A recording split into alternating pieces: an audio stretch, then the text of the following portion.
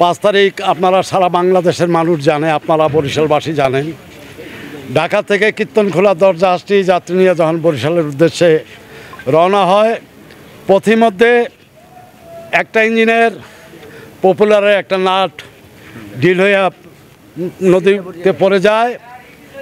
অল্পের জন্য 10 লক্ষ টাকার পাখাটা পানিতে পড়ে যায়নি। তার জন্য জাহাজটা সময় মতো বরিশাল ঘাটে না আসায় যাত্রীরা পথিমধ্যেই উচ্ছৃঙ্খল সৃষ্টি করেছে। যাক, বরিশাল ঘাটে আসার পরে যাত্রীরা সরকার নির্ধারিত ভাড়া হলো 404 টাকা। তারা কেউ 100, কেউ 150, কেউ ভাড়া দিবে না, যার যার ভাবে সেভাবে নেমে যাবে। এখানে সেনাবাহিনীর লোক ছিলেন, পুলিশ ছিল, পরে কোস্টগার্ড আসছে। এই কোস্টগার্ড আসার পরে যাত্রীরা 50% যাত্রী নামার পরে কেউ টাকা পয়সা না দিয়েও চলে গেছে।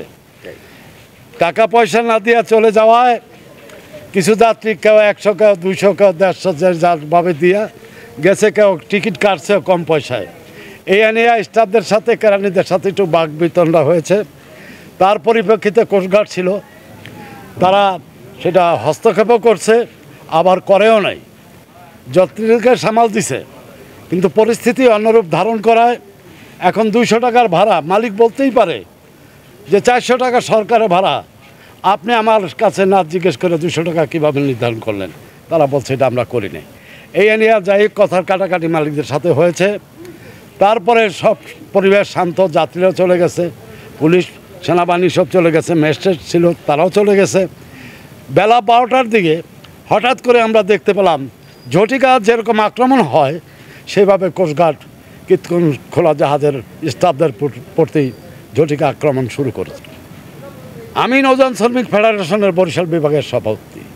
আমি বললাম যে দেখেন, একটা স্টাফ জাহাজ থেকে যাবে না।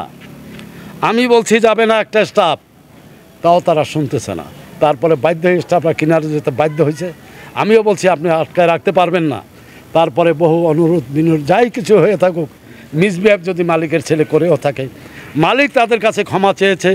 আমি আমার শ্রমিকদের পক্ষ থেকে তাদেরকে করজোরে মাপ চেয়েছি যে আপনারা আল্লাহর হস্তে এই জিনিসটাকে লিঙ্গার না করিয়া, আমার শ্রমিকরা যদি কোনো অন্যায় করে থাকে আপনার কাছে, আমি শ্রমিকদের প্রতিনিধি হিসাবে আপনাদের সবার কাছে ক্ষমা চেয়ে নিচ্ছি। বেলা 3টা, 3:30টার দিকে দেখলাম হঠাৎ আমি আমার মাস্টার একত্রে ভাত খাইলাম, 3:30টার সময় খাইয়ে দিয়ে সামনে আসছি, বৃষ্টি অজর ঝরায় বর্ষা।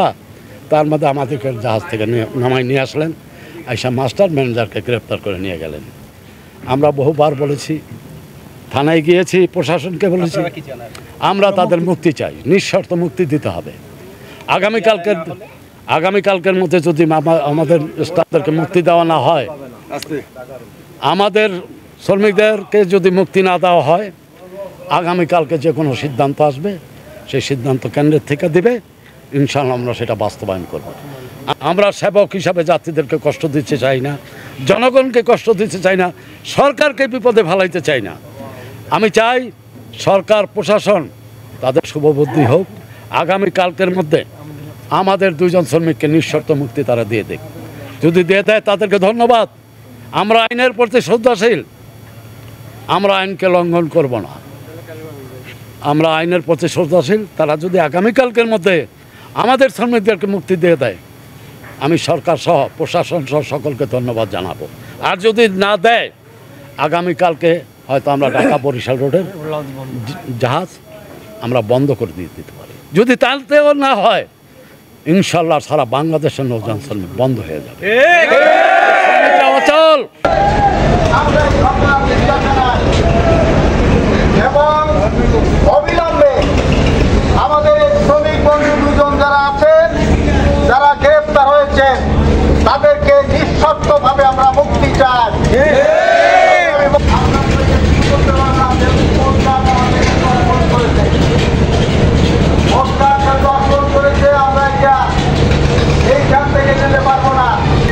সেই ঈদের দিনে আমাদের মিছিল করতে হচ্ছে আমাদের মুক্তির জন্যে। এই ঈদের দিনে আমাদের নৌযানের বন্ধুরা, আমি দুপুরে এসে দেখলাম তারা না খেয়ে তারা এই ইউনিয়ন অফিসে বসে আছে এই শ্রমিকদের মুক্তির জন্যে। এইটা লজ্জাস্কর এবং নিন্দনীয় বিষয়। এরকম কোনো ঘটনা ঘটনা যদি ঘটে তাহলে আমরা আগামীতে এর দাঁত ভাঙা জবাব আমরা দিয়ে দেব। বন্ধুগণ,